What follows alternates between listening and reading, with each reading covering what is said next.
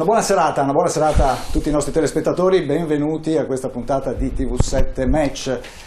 Allora, dopo gli attentati di Bruxelles, ritorniamo a parlare ancora anche di guerra, perché forse non tutti ricordano perché la guerra in Siria è iniziata, perché siamo intervenuti e quali sono i giochi che ci sono alle spalle di questo conflitto.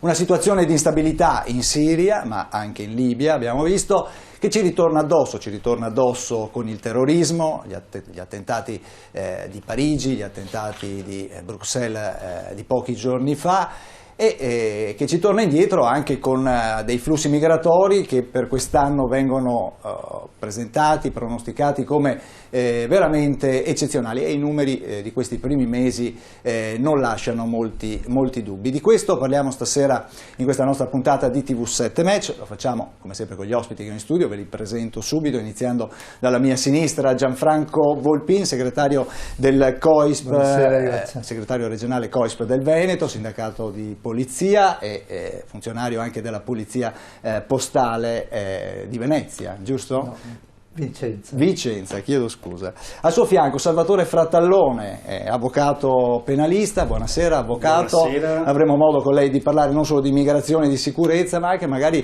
di alcune norme europee, tipo quelle che ci sono in Belgio, dove fino a poco tempo fa vietavano i blitz notturni nelle abitazioni. Filippo Maria Pontani, buonasera professore, buonasera. Docente di filologia greca all'Università Ca' Foscari di Venezia. Lei è appena rientrato dal campo profughi di Idomeni in Grecia, appunto uno dei punti caldi, e con lei poi parleremo anche appunto delle migrazioni, della situazione e delle differenze che vengono fatte in Europa tra la Grecia, l'Italia e la Turchia. Volentieri. Il nostro editore Ermanno Casben, buonasera. Buonasera. Al suo fianco Sara Moretto, parlamentare del Partito Democratico. Buonasera innanzitutto. Lei fa parte anche della commissione d'inchiesta per quanto riguarda proprio i centri di accoglienza, i centri profughi, no? Giusto? Esatto. Grazie, quindi anche con lei avremo modo di approfondire, anche verificare un po' qual è la situazione, su che cosa state lavorando. Al suo fianco Andrea Castagna, esponente di Sinistra Ecologia e Libertà, Sinistra Italiana. Buonasera Castagna, grazie di essere qua nei nostri studi. Allora, io dicevo, perché la guerra in Siria? Ricordiamo quali sono le cause che ci hanno portato, che hanno scatenato questo conflitto e che ha portato poi a un disastro umanitario che stiamo vivendo anche direttamente sulla nostra pelle. Inizialmente si pensava che fosse solo la questione libica, poi invece ci siamo accorti, anche l'Occidente ha dovuto necessariamente mettere la lente di ingrandimento su questo conflitto. Io dicevo, abbiamo responsabilità noi occidentali, siamo sicuri di essere noi i buoni? Frattallone. Ma io non so se possiamo dire di essere buoni, sicuramente abbiamo cercato di dare uno Stato di diritto, di avere istituzioni democratiche, di rispettare le regole con tutti, anche con coloro che in base alle nostre leggi abbiamo deciso che conviene farli oggetto di un provvedimento di espulsione piuttosto che fargli scontare una pena in Italia. Magari su questo possiamo anche ritornare dopo, però abbiamo delle regole come l'articolo 3 della Convenzione Europea sui diritti dell'uomo, che hanno portato la Corte Europea, la CEDU e la stessa Corte di Cassazione italiana, e quindi a cascata i giudici dei nostri tribunali e delle nostre corti, a dire: non posso espellere un terrorista se devo mandarlo in uno Stato, mi riferisco in particolare Marocco, Algeria e Tunisia, perché sono stati oggetto di specifici provvedimenti nei quali non viene garantito che non siano sottoposti a tortura o a trattamenti degradanti. Conseguentemente non posso fare quella misura minima che un soggetto che si deve proteggere deve fare. Se mi entra in casa un ladro, io cerco di respingerlo e di mandarlo fuori. Se mi entra un terrorista nella mia famiglia, che è il mio Stato, nel mio territorio, ho l'alternativa di tenerlo in carcere, così si organizza meglio, oppure di mandarlo fuori. Però è un problema. Per la situazione nordafricana però forse abbiamo, no? Io penso innanzitutto che dietro ogni questione che riguardi le risorse energetiche ci stanno governi magari diversi dalle società che sembrano avere gli interessi sul posto, e che nessuno si muove per fare le guerre se non ha un interesse economico dietro importante. Però un conto che qualcuno abbia risorse economiche da voler sfruttare in casa di altri, è un conto che dobbiamo risponderne noi. Cioè, io guardavo gli stanziamenti che sono stati fatti per l'Abruzzo quest'anno, 9 milioni e mezzo di euro per gli italiani, e viceversa in Abruzzo per gli extracomunitari 29 milioni e mezzo di euro. In una piccola regione praticamente significa il doppio per i non cittadini. Chiaramente abbiamo una situazione di disastro, perché queste cifre devono tirare fuori i cittadini. Certo, certo. Castagna. Europei, aggiungo, europei. Certo, In questo momento italiani europei. queste No, cifre 22 milioni di europei. 29,5 di cui noi sono quasi contribuiamo, di 29 di cui noi contribuiamo, cioè non diamo un'informazione. Sono quasi tutte cifre che tira fuori lo Stato italiano queste. Allora, se il ragionamento sono i 35 euro le forme di No, accoglienza... no, sono le cifre stanziate dalle prefetture. Il dato ce l'ho. Ma questo dopo eventualmente ne parleremo dopo, quando parliamo della questione immigrazione, della questione profughi. No, io penso che noi abbiamo delle grosse responsabilità, non tanto soltanto come Italia, anche se come Italia qualche responsabilità le abbiamo, essendo il terzo esportatore di armi, mi pare, dove appunto si fanno le guerre, mica nei poligoni di tiro per quelli che amano sparare ai piattelli. E abbiamo responsabilità per quanto riguarda l'Occidente nell'aver determinato, attraverso le varie forme di alleanza, la NATO, piuttosto che altre situazioni che appunto oggi ci ritornano contro, nel senso che l'esperienza dall'Afghanistan in poi, Saddam prima, poi Gheddafi, poi lo stesso Assad che vengono riconosciuti come soggetti che diciamo così governavano il loro paese in maniera autoritaria, per non dire con forme anche di repressione molto, molto evidenti, ma con cui noi abbiamo mantenuto rapporti e il mondo occidentale ha mantenuto rapporti. Non ultima l'Arabia Saudita, che come è noto finanzia attraverso appunto la loro forma islamista dei sciiti l'ISIS, oppure la Turchia che compra il petrolio, e che normalmente manteniamo rapporti anche noi con l'Arabia Saudita. C'è stato quel disastro adesso diplomatico degli orologi con cui appunto mantenevamo rapporti. Perché? Perché dietro ci sono interessi economici. Le faccio un esempio. È successo la tragica fine di Giulio Regeni in Egitto. In Egitto, forse ci dimentichiamo, noi abbiamo rapporti commerciali, credo che l'Italia sia il primo partner commerciale dell'Egitto. Lo è. E abbiamo rapporti commerciali molto consistenti. Come ci hanno trattato o hanno trattato quella vicenda imporrebbe, non dico il ritiro dei diplomatici immediatamente, però una presa di una posizione forma forte. dal punto di vista commerciale, dei rapporti commerciali che in qualche misura testimonino che non ci si può essere presi in giro in una situazione che ha del grottesco, perché come è stata giustificata la morte del povero Regeni ha del grottesco, per non dire del tragico naturalmente per i familiari. Però lì noi abbiamo interessi, l'ENI è uno degli interessi che abbiamo in Egitto, nel senso che e quindi è complicato fare in modo che il diritto internazionale o il diritto di una famiglia di avere l'informazione su come è morto il loro congiunto in quella situazione, in uno stato dittatoriale, perché l'Egitto è un paese dove ha vinto, non è che abbia vinto le elezioni, c'è stato un colpo di Stato che ha permesso al generale di essere presidente dell'Egitto, eppure noi facciamo fatica. Vuol dire che da un punto di vista politico, da un punto di vista gestionale dei rapporti tra Stati, viene sempre meno, appunto i rapporti diplomatici, vengono sempre di più i rapporti finanziari e commerciali. Prima è stato detto, ma che Blair, e concludo, dica dopo 5 anni che forse le armi di distruzione di massa non c'erano, accorgendosi che abbiamo, oltre che speso vite umane, anche creato una situazione che oggi ci ritorna contro, perché l'ISIS nasce anche da quelle condizioni lì. Certo. Quindi è evidente che abbiamo delle responsabilità ed è altrettanto evidente che oggi dobbiamo fronteggiare una questione che si chiama terrorismo, e quindi al terrorismo non c'è nessuna discussione da fare, bisogna fronteggiarlo attraverso una lotta aspra e dura, ma considerando che vi sono anche delle ragioni che vanno nelle ambiguità sciolte rapidamente, altrimenti la situazione non si risolve. Certo, l'Occidente si deve organizzare e interrogare soprattutto su quello che è il suo comportamento, perché chiaramente finché continueremo a interferire per i nostri interessi economici, facendo finta di esportare poi il nostro modello di democrazia, la situazione difficilmente cambierà. Pontani, cosa dice?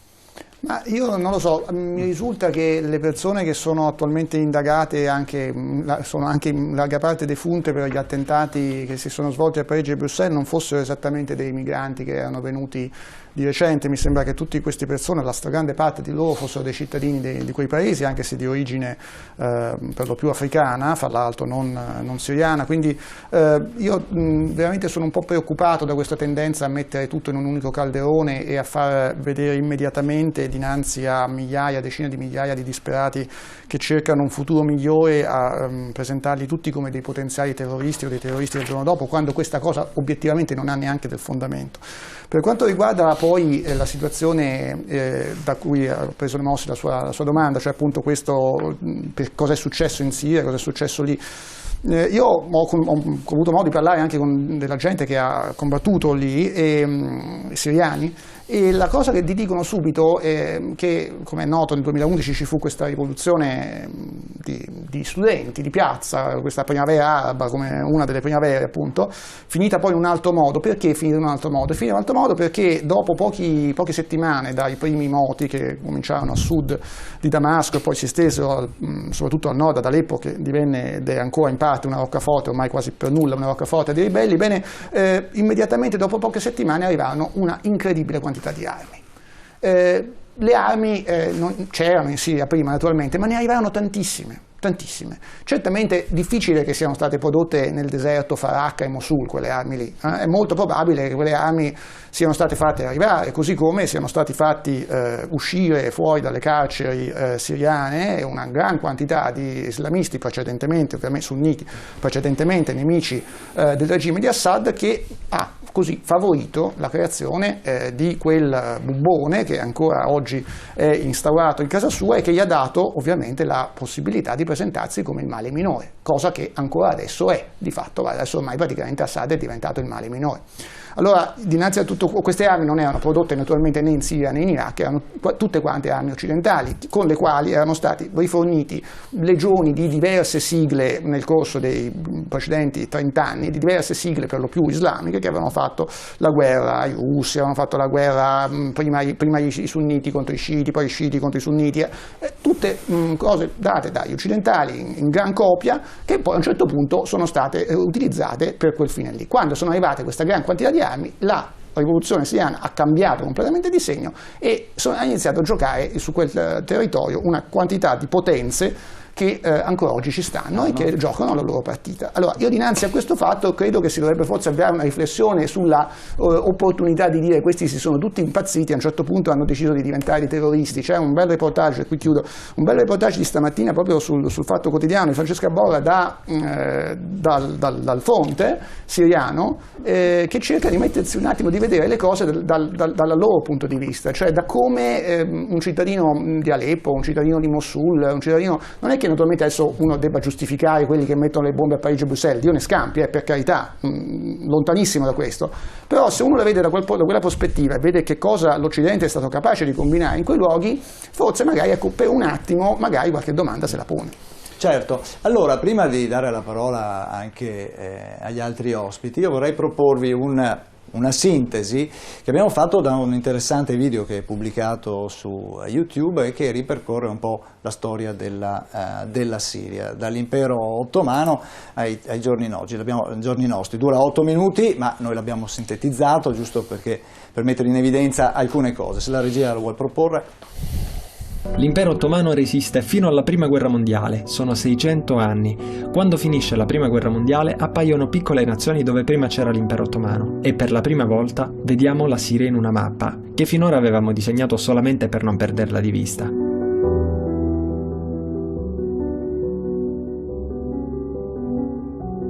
Ma chi è che inventa queste nazioni? Quello che sto per raccontarvi è top secret, o meglio, lo era nel 1910. Un mega segreto ed un mega accordo stipulato tra francesi ed inglesi, che non potevano sconfiggere da soli l'impero ottomano. Potevano farcela solo se appoggiati dalla gente che viveva all'interno, e per la maggior parte arabi. Ma come li convinsero? Beh, promisero loro la Grande Arabia, un paese solo per loro, ma l'unico problema è che era una truffa.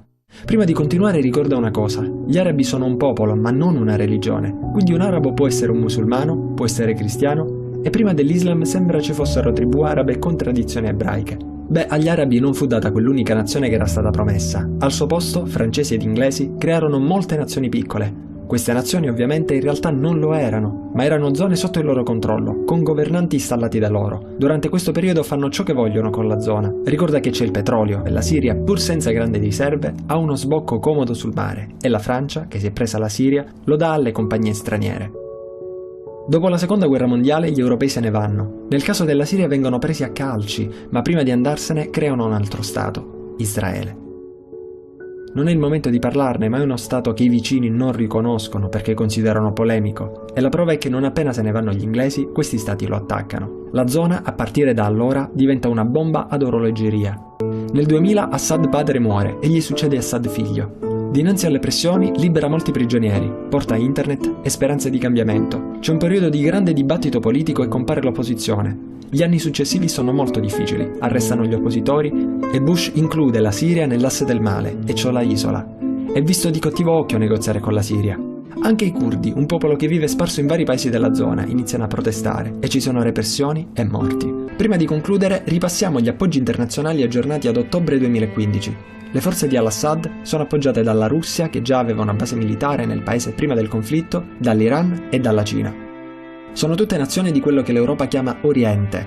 Contro Assad, ad appoggiare la cosiddetta opposizione, lottano Stati Uniti, Turchia, Francia, Gran Bretagna ed Arabia Saudita.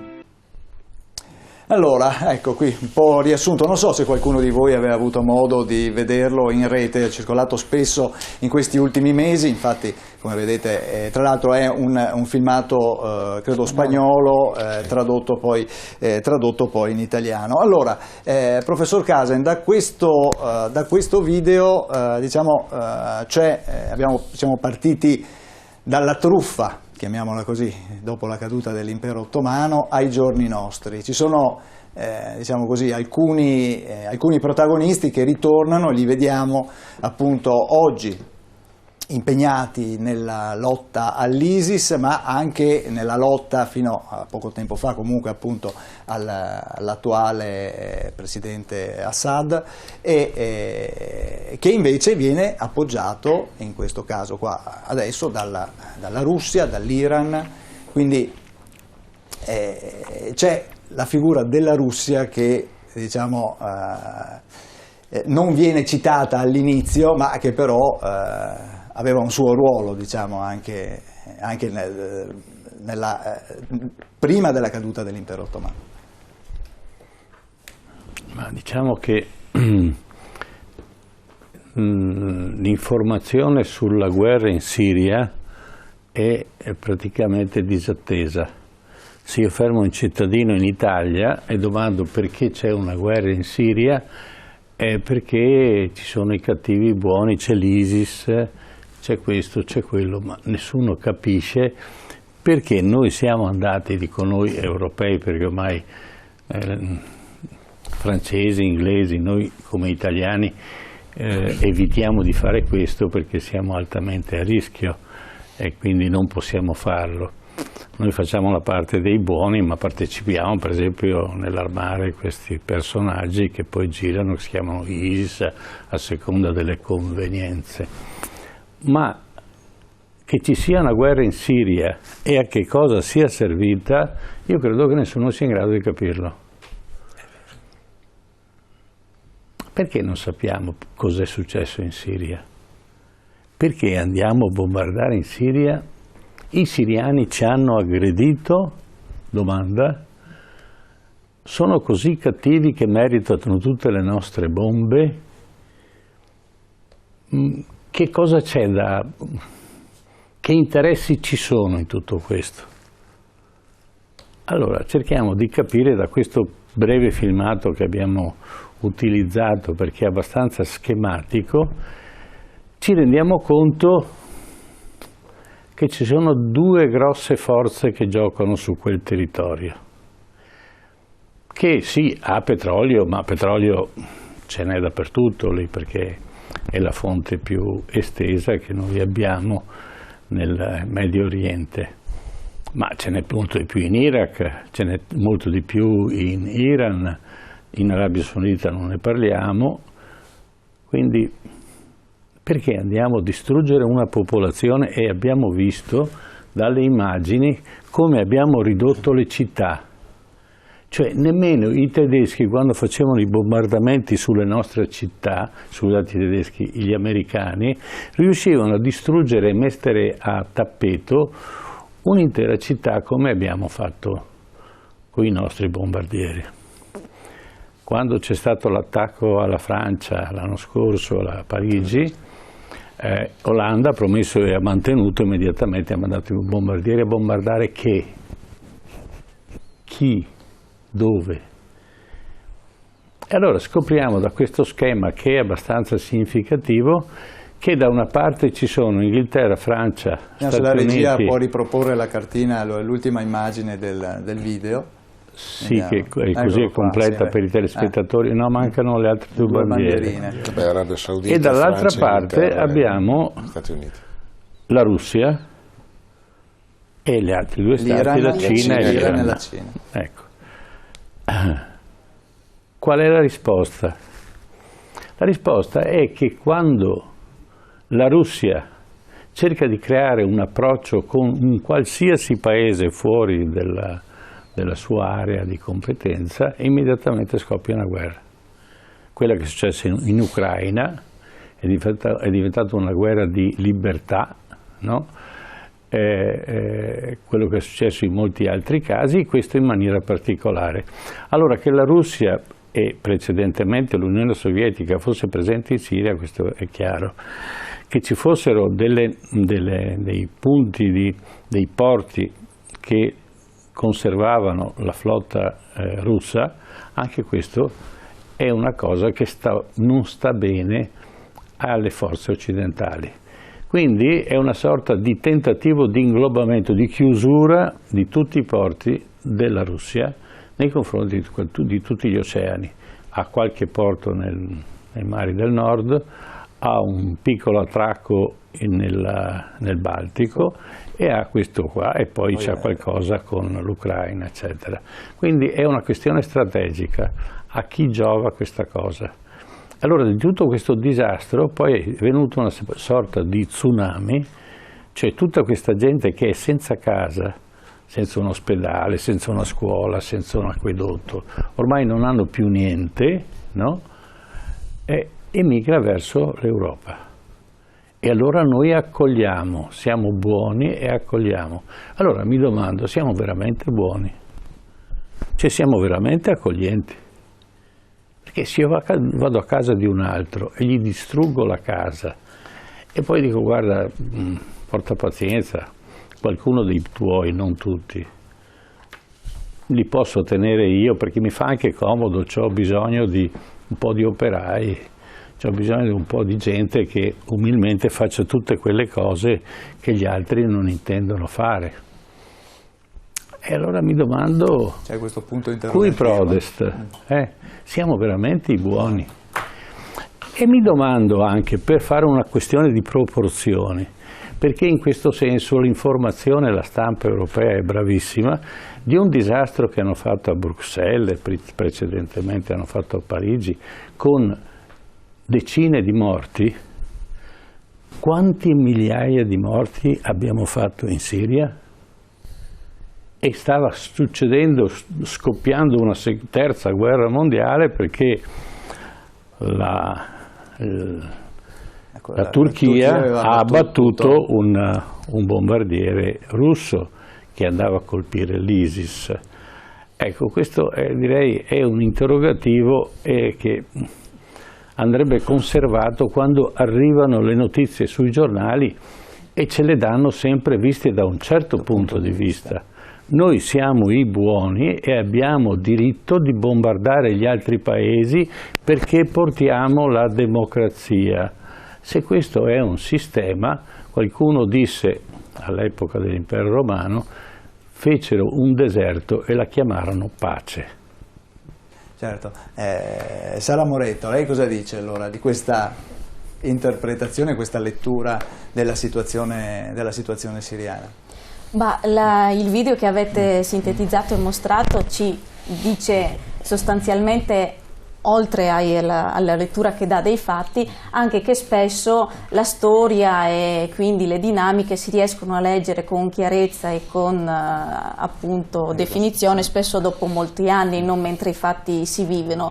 Quindi chi sono i buoni, chi sono i cattivi forse si potrà capire fra qualche decennio.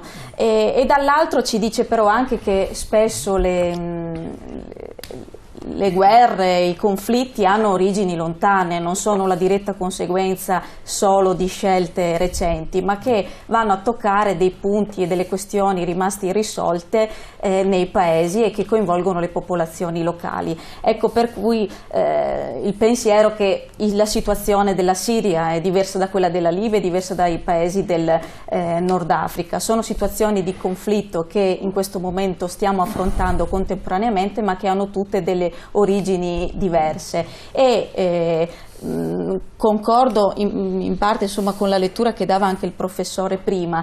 In questo momento si tende nel dibattito a sovrapporre, a mettere sullo stesso piano di fenomeni che in questo momento affrontiamo contemporaneamente, ma che sono cose diverse, nel senso che i diversi conflitti nei paesi hanno una loro origine e che spesso appunto dico hanno anche motivi locali e di storia del passato. C'è un terrorismo internazionale, globale, mondiale, che non ha una sede fisica, che non può essere identificato e collocato all'interno di un confine, ma che sebbene sotto un controllo unico parcellizzato in tutto il mondo, che corre lungo i cavi di internet, che quindi non è un qualcosa di identificabile. E poi ci troviamo ad affrontare il fenomeno della migrazione, che è conseguenza dei conflitti. Le persone che scappano dalle stesse cose che si sta combattendo, quindi agli integralismi e al terrorismo internazionale. Io penso che questi fenomeni non debbano essere sovrapposti, ma che a ciascuna di queste, sebbene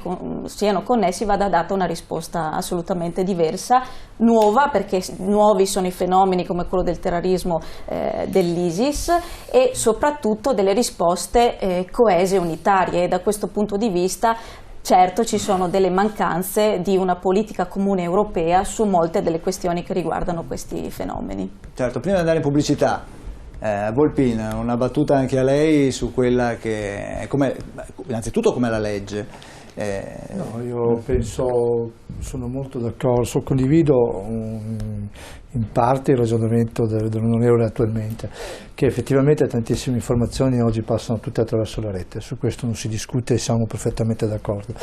Quello che vorrei è che sarebbe da fare il punto della situazione, che qui il governo deve veramente fare, ma non solo quello italiano, e mi associo al ragionamento che ha fatto il signor Giselle prima. Ci vorrebbe però una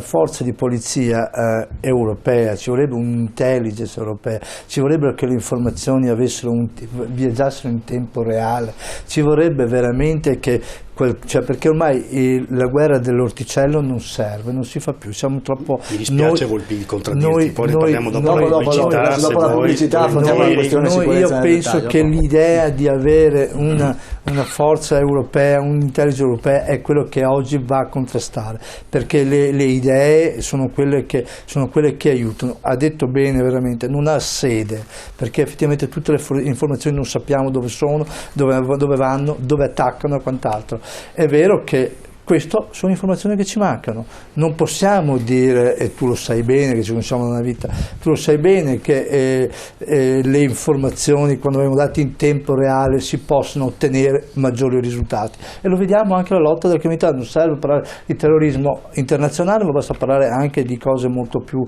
di casa nostra. Questo è quello che io penso, quello che manca, quello che effettivamente bisognerebbe fare subito, ma farlo a livello europeo. Benissimo, andiamo in pubblicità. Dopo la pubblicità però sentiremo anche la testimonianza di Giuseppe Nazzaro, un vescovo, era vicario apostolico emerito di Aleppo, è scomparso l'anno scorso, ma giusto un anno fa aveva rilasciato un'intervista sicuramente che abbiamo ritenuto sicuramente significativa. Dopo la pubblicità.